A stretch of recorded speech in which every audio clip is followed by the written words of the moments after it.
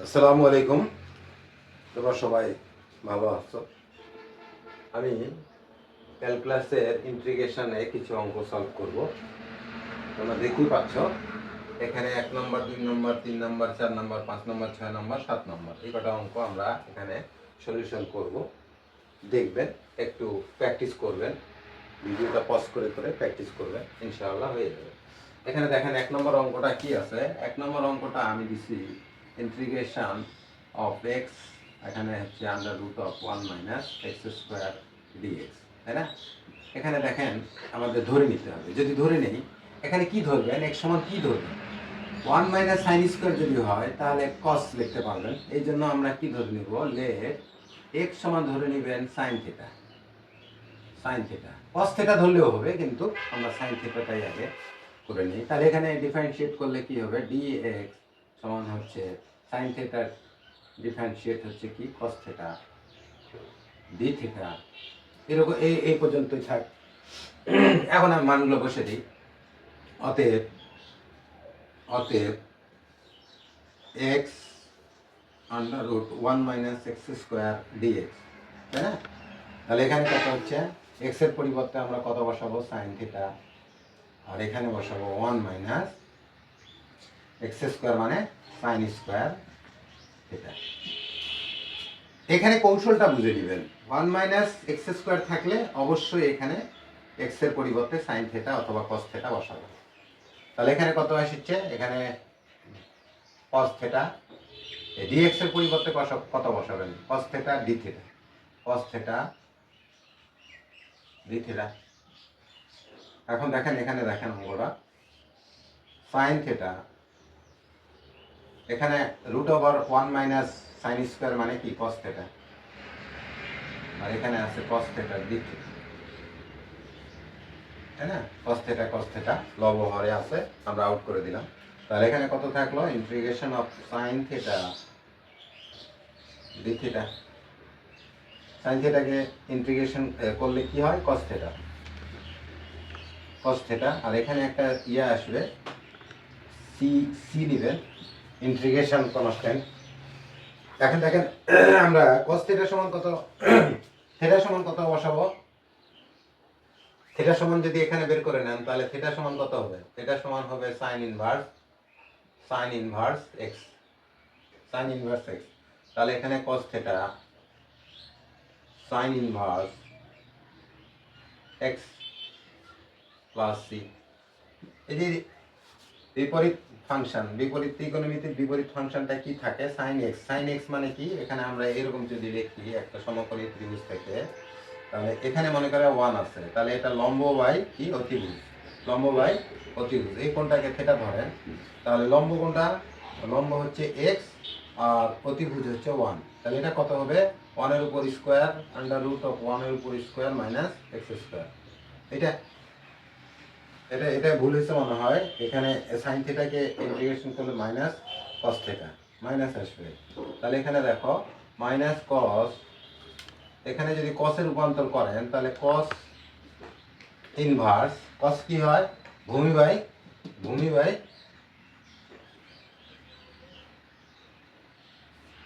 By অতিভুজ। অতিভুজ তো 1, এটা লিখলেন, প্লাস সি দিলেন।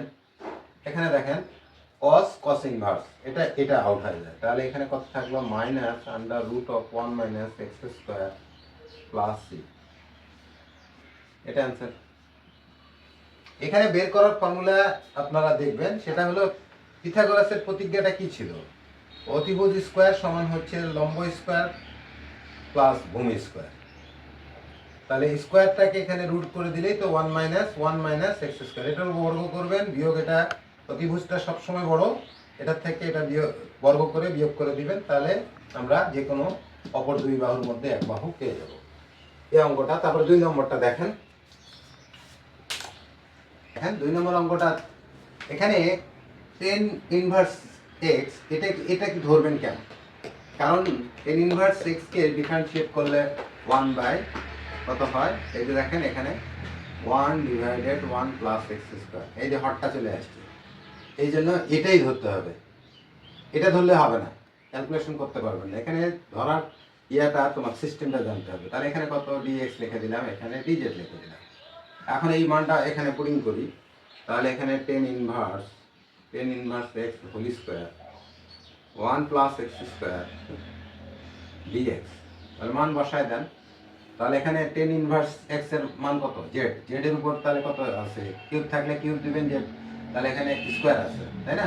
আর এখানে দেখেন আমাদের ডিএক্স বাই এটা, তাহলে এটা সমান আমরা কি লিখতে পারি, একটু সাইজ করে লিখে দেই, জেড স্কোয়ার আর ডিএক্স বাই এটা সমান আমরা লিখতে পারি ডিজেড। তাহলে আমাদের এখানে ইন্টিগ্রেশন কত আসলো, জেড এর উপর 2 প্লাস 1 আর এখানে 2 প্লাস 1, সরি এটা ইন্টিগ্রেশন চিহ্ন বাদ দিয়ে দেন, প্লাস সি। তাহলে এখানে কত হচ্ছে 1/3 Z cube, 1/3 Z cube plus C. জেডের মান কত ধরছেন, জেডের মান ধরছেন 10 inverse x whole cube plus C, এটা অ্যান্সার। 3 নম্বরটা দেখেন, এই 3 নম্বর অঙ্কটা দেখেন। 3 নম্বরটা এখানে আমরা এটা এইরকম লিখতে পারি, under root of 1 plus X, রুটটাকে আমরা আলাদা আলাদা করে দিলাম, 1 মাইনাস এক্স ইন্টু অনুবন্ধী সংখ্যা, এটা এ মাইনাস বি আছে, আমরা কি করব 1 প্লাস এক্স দ্বারা লবহরকে গুণ করে দিলাম, হ্যাঁ। তাহলে এখানে দেখেন, এখানে হচ্ছে 1 মাইনাস এক্স স্কোয়ার আর এখানে হবে under root of 1 plus x whole square. একই সংখ্যা গুণ করলে আমাদের বর্গ হয়। বলবেন যে এটা কেন করব, স্ট্র্যাটেজি দেখো, স্ট্র্যাটেজি অঙ্ক করার কৌশল যদি রপ্ত না করতে পারেন, অঙ্ক তুমি হাত দিতে পারবেন না। তাহলে এটার সঙ্গে এটা কাটা, এরকম থাকলে তুমি এটাকে ইয়া করতে পারেন। আরও নিয়ম আছে, আমি দেখাচ্ছি। এখানে 1 প্লাস এক্স এর পরিবর্তে যদি কস থিটা ধরে নেই, অঙ্কটা মেবি এটাও হবে। আচ্ছা পরে দেখি। তাহলে এখানে কত হলো আমাদের ইন্টিগ্রেশন 1 প্লাস এক্স, এখানে হচ্ছে under root of 1 minus x square dx. এটাকে একটু আলাদা আলাদা করে নেই। এখানে 1 বাই হর এটা করে নিলাম, আর এখানে করে নিলাম হচ্ছে x root over 1 minus x square. এখানে দেখেন এটা সমান কি লিখতে পারি আমরা, সাইন ইনভার্স এক্স লিখতে পারি। আর এইটা সমান আগের উত্তরটা কত ছিল, এই যে আমাদের 1 নম্বর অঙ্কটার উত্তর কত ছিল আমরা জানি, মাইনাস, এটা উত্তর ছিল 1 মাইনাস এক্স স্কোয়ার। 1 নম্বর অঙ্কটা করে এখানে বসে দিবেন তাহলেই হবে। 1 নম্বর অঙ্কটা যা ছিল এখানে বসাই দিবেন তাহলেই হবে। তাহলে আমরা এখানে পাচ্ছি minus root over 1 minus x square. এইটা 1 নম্বরের উত্তরটা এখানে আমরা যেহেতু 1 নম্বর অলরেডি করে ফেলছি, আমরা তাই এখানে করলাম না, এখানে এই মানটা উত্তরটা বসাই দিলাম। তাহলে তোমাদের এটার উত্তর হলো এটা, প্লাস সি দিয়ে দেন, এটাই অঙ্কের অ্যান্সার। আমরা এই 4 নম্বরটা দেখব। 4 নম্বর অঙ্কটা দেখেন, 4 নম্বরটা E to the power X cos E to the power X. তাহলে এখানে কোনটা ধরবেন, এখানে যদি ধরি আমরা ই টু দি পাওয়ার এক্সটাই ধরে নেন।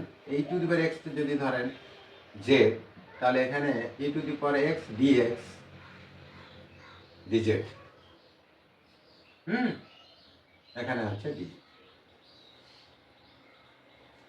সরি এটা তো হবে না। তাহলে এখানে আমরা এরকমই রেখে দিলাম। এখন অঙ্কটা দেখেন, E to the power X cos E to the power X dx, তাই না? তাহলে এখানে আমরা মানটা বসাই দিই, যেহেতু ই টু দি পাওয়ার এক্স সমান কত ধরছেন, জেড ধরছেন, তাহলে জেড কস জেড, তারপরে হচ্ছে কি ডি জেড এর পরিবর্তে ডি, এটার পরিবর্তে কত আমরা এখানে পাচ্ছি কত, ই টু দি পাওয়ার এক্স, এটা বসাইছি কত জেড, তারপরে হচ্ছে তোমার cos E to the power X Z, আর এখানে dx এর পরিবর্তে পাবো cos E to the power X. এইটাকে লেখেন এইভাবে, লেখেন ই dx, সুবিধা হবে। দেখেন এটা ই টু দি পাওয়ার এক্স ডিএক্সটাকে আমরা ডিজেড লিখবো, আর এটাকে তাহলে এখানে লিখবো cos e to the power x সমান হচ্ছে z, আর এটা সমান হচ্ছে dz, তাই না? তাহলে এখানে হচ্ছে cos z এর ইয়ে কত, integration sin z plus c। এখন বলবেন স্যার z এর মানটা কত ধরছিলেন? z এর মান ধরছিলেন আপনারা e to the power x, তাহলে এখানে হবে sin e to the power x plus c। এটা आंसर। আমরা 5 নম্বরটা দেখব। 5 নম্বর অঙ্কটা দেখেন, আমরা কোনটা ধরবো, কোনটা এই সংখ্যাটা ধরে নেই, 3 cos 2x সমান হচ্ছে z ধরে নেন। তাহলে এখানে আমরা cos x এর ডিফারেন্সিয়েট করলে কি হয়? মাইনাস হয় কিনা? মাইনাস হয়, -3 sin 2x। আবার এই 2x কে ডিফারেন্সিয়েট করলে কি হয়? একটা 2 হয়। আর এখানে dx টাইপারে লেখেন, আর এখানে dz। তাহলে এখানে কত হচ্ছে? -6 sin 2x, আর এখানে হচ্ছে dz। তাহলে এখানে আমরা dx লিখুন, এখানে sin 2x dx সমান কত? -1/6 dz। এইটা। তাহলে আমরা এটার পরিবর্তে এখানে নম্বর 2 মিসিং হয়ে গেছে, এখানে sin যদি না দেন 2x dx না, এটা ছিল sin 2x, এটা লিখে নেবেন। আচ্ছা চলো যাই এখন অতএব আমরা এই অঙ্কটা করি। e to the power 3 cos x 2x sin 2x dx। তাহলে এখানে হচ্ছে মান বসায় দেন, e to the power z, e to the power এখানে ধরে নিছেন কত? 2 cos 2x 3 cos 2x সমান z। তাহলে এখানে এটা সমান z দিলেন, আর এখানে sin 2x dx সমান কত? -1/6 dz। -1/6 টাকে এখানে লেখেন, বের করে নেন, ইন্টিগ্রেশন অফ 2z dz। এখানে e to the power x K differentiate করলে আর ইন্টিগ্রেশন করলেও একই থাকে। তাহলে এখানে আমরা পাবো কত? -1/6 e to the power z plus c, তাই না? তাহলে এটার आंसर কত হচ্ছে? আমরা এখানে লিখে দেই, -1/6 e to the power z এর মান কত? 3 cos 2x প্লাস c। এটা आंसर। ঠিক আছে, আমরা এবার 6 নম্বরটা দেখব।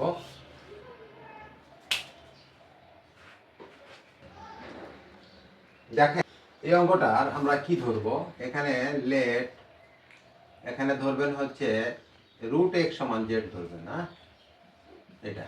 আর √x এ ডিফারেন্সিয়েট করলে কি হয় জানেন? 1/2 √x dx dz। এখন বলবেন স্যার কি করে? আমি একটু দেখাই। আমাদের সূত্রটা কি ছিল? সূত্রটা ছিল dx x two the power n, nটা সামনে চলে আসে আর x এর উপর n-1 হয়, এই তো। তাহলে এখানে দেখেন আমরা এখানে কাকে করিচ্ছি? dx √x, তাই না? এটাকে, তার মানে এটাকে আমরা করব dx x এর উপর পাওয়ার কত? হাফ। রুট মানে কি? Half, power half. তাহলে এটা দেখেন হাফ চলে আসবে সামনে, এখানে x এর উপর পাওয়ার হাফ থেকে 1 বিয়োগ যাবে। আচ্ছা হাফ, এটা বলেন তো যে হাফ বড় না বড়, 1 বড়? আমার মনে হয় এটার মধ্যে দুইটা হাফ আছে। তাহলে আমাদের এখানে রেজাল্টটা আসবে তোমার x two the power -half. 1 থেকে হাফ গেলে কত থাকে? হাফই থাকে। তাহলে এটা কত? এটা তো রুটই আসলে নিচে। তাহলে 1/2 ইন্টু এটা হবে তোমার x এর উপর পাওয়ার হাফ। তার মানে কত আসলো? 1/2 √x। এখন প্রশ্ন করবেন যে স্যার এটা এইভাবে বের করলেই তো হয়। এইভাবে করবেন কেন? এতগুলো করতে গেলে তো জায়গা থাকবে না। √x এর ডিফারেন্সিয়েট হচ্ছে কত? 1/2 √x। ঠিক আছে, এইভাবে একটু মনে রাখবেন, তাহলে অঙ্ক করতে সুবিধা হবে। তাহলে এটা এটা এখন এখানে বসায় দিব, তাই না? এখানে টুটাকে আমরা ওই পার নিয়ে যাই, তাহলে গুণ হয়ে যাবে। তাহলে এখানে অতএব লিখি dx রুট এক্স, এই টুটা নিচে আসে করে গুণ হয়ে যাবে, তাহলে 2dz হবে কি না?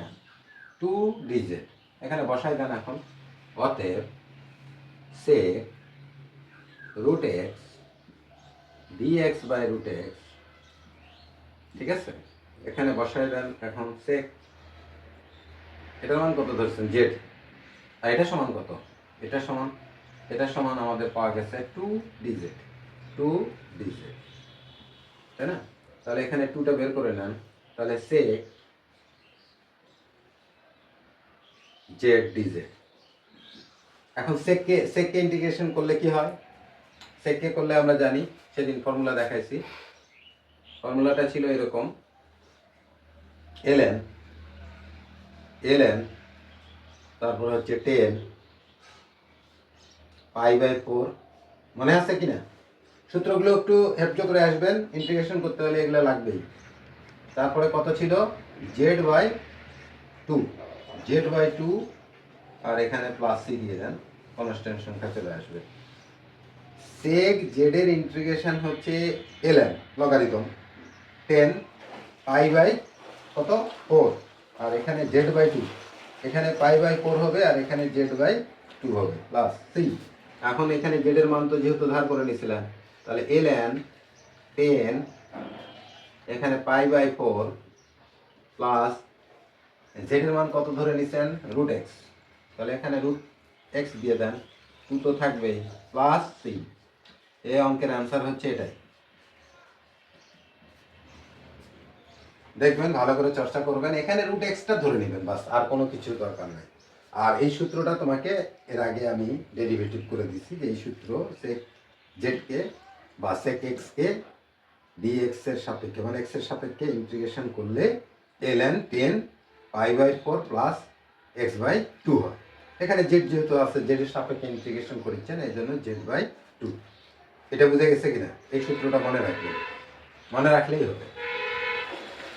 এখানে দেখাবো, এখানে আমাদের 7 নম্বর অঙ্কটার এখানে এক্স কিউবের ডিফারেন্সিয়েট হচ্ছে 3x², তাহলে x² তো অলরেডি পেয়ে যাচ্ছি, তাহলে আমরা এটাকে ধরে নিব লেট x³ সমান হচ্ছে কত ধরে নিব? z ধরে নিই। তাহলে এখানে ডিফারেন্সিয়েট করেন, ডিফারেন্সিয়েট করলে 3x² dx এখানে dz, ঠিক আছে? তাহলে এখানে আমরা যদি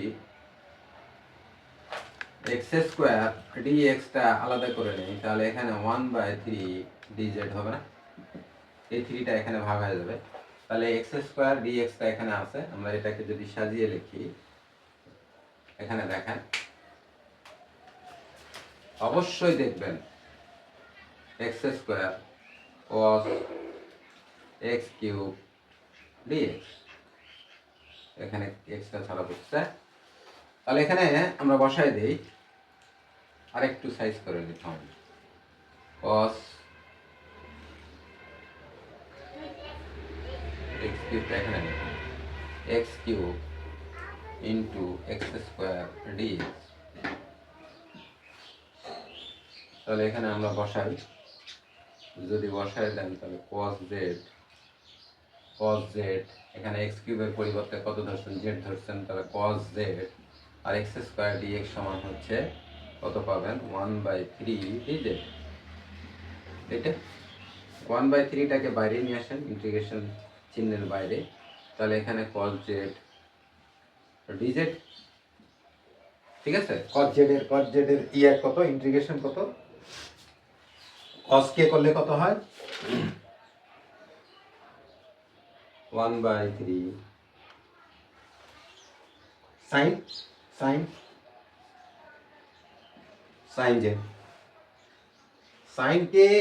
sin কে যদি আমরা ডিফারেন্সিয়েট করি cos z হয়, তাহলে cos z কে ইন্টিগ্রেশন করলে sin z হবে, প্লাস কত? c দিয়ে দেন। এখন 1/3 না, এখানে sin z এর পরিবর্তে কত বসাই দিব? z এর পরিবর্তে কত ধরছেন? x³ ধরছেন, x³ লিখে দেন। এখানে দেখবেন, যেটা ধরে নেবেন সেই জিনিসটাকে পরে লাস্টে আনসার শেষে ডেলিভারি দিয়ে দিবেন। ধার করা জিনিস ধার পরিশোধ করবেন, না হলে কিন্তু অঙ্ক করতে হবে না। এটাই অ্যান্সার। এই ছিল। ভালো থাকবেন, অঙ্ক কষবেন।